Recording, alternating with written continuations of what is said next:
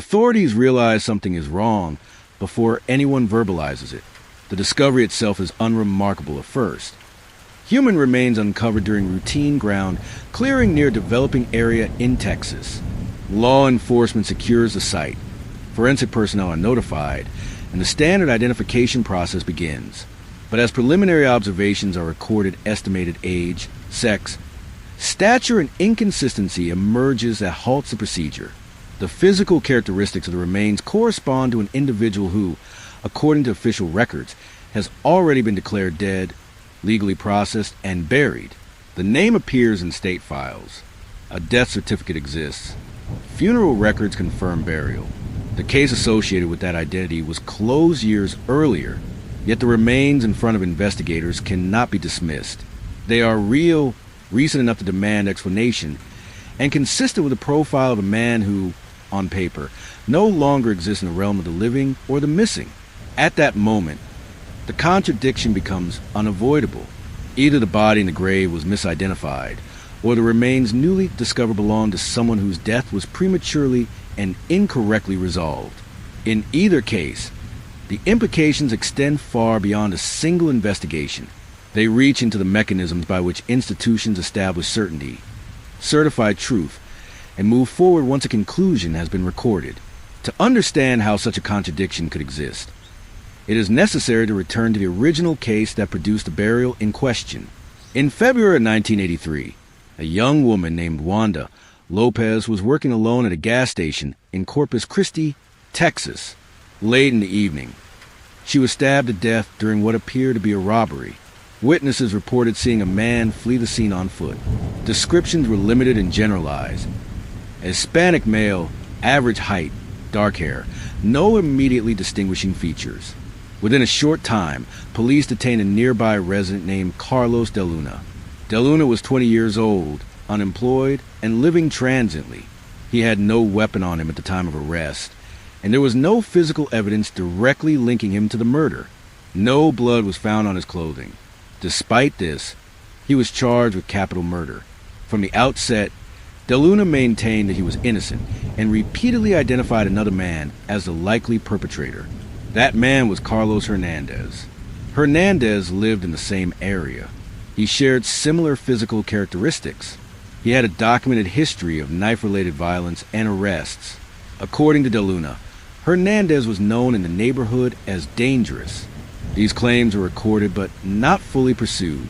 Hernandez was not subjected to the same level of scrutiny as De Luna, and the investigation did not meaningfully branch beyond its initial suspect. At trial, the prosecution relied heavily on eyewitness testimony and circumstantial inference. The absence of forensic evidence was acknowledged but minimized.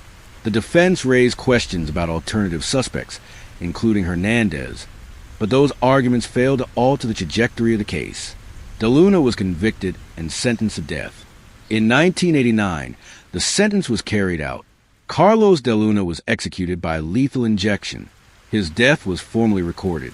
His body was released to his family and buried. The state of Texas considered the matter resolved. For several years, the case remained closed. Then, gradually, it began to resurface. Investigative journalists, legal scholars, and innocence advocates revisited the record, prompted in part by persistent doubts raised by De Luna's consistent claims and the absence of physical evidence. What they uncovered was not a single piece of exculpatory proof, but a pattern of omissions and unresolved contradictions. Carlos Hernandez was confirmed to be a real individual, not a fabrication or deflection. He had remained alive for years after De Luna's execution. He had been arrested multiple times for violent offenses involving knives. Several individuals later stated that Hernandez had confessed to the gas station murder, though these alleged confessions were informal and not tested in court. Some eyewitnesses from the original trial expressed uncertainty years later about their identifications. Most significantly, Hernandez died years after De Luna's execution. His body was recovered, examined, and identified. With his death, investigators and researchers were forced to confront an unsettling overlap. Two men of similar appearance, living in the same area, one executed for a crime that the other may have committed. There was no single moment when authorities officially announced that the wrong man had been buried. Instead, The contradiction emerged through cumulative analysis. Police reports not introduced at trial came to light. Records showed that Hernandez had been detained in possession of a knife similar to the one described in the murder. Testimony suggested that early investigative decisions may have been influenced by convenience and urgency rather than exhaustive verification. The forensic inconsistencies were not dramatic in isolation, but taken together they were profound. De Luna's lack of physical evidence connecting him to the crime was never reconciled. Witness descriptions that did not clearly match him were treated as sufficient. Hernandez's violent history was discounted once De Luna became the primary suspect. Subsequent decisions reinforced that conclusion rather than challenging it. The contradiction was not merely factual, but institutional. The system had produced certainty through procedure rather than proof. Once that certainty was formalized through conviction, execution, and burial, it became extraordinarily difficult to revisit, even as new information accumulated. There is no conclusive legal finding that Carlos Hernandez committed the murder of Wanda Lopez. There is also no definitive exoneration of Carlos de Luna within the official record. What exists instead is a growing body of journalistic and academic consensus suggesting that the original investigation was deeply flawed and that a grave miscarriage of justice likely occurred. The consequences of that failure are permanent. Evidence that could have been subjected to modern forensic testing no longer exists. Witness memories have faded. The opportunity to interrogate Hernandez under oath vanished with his death.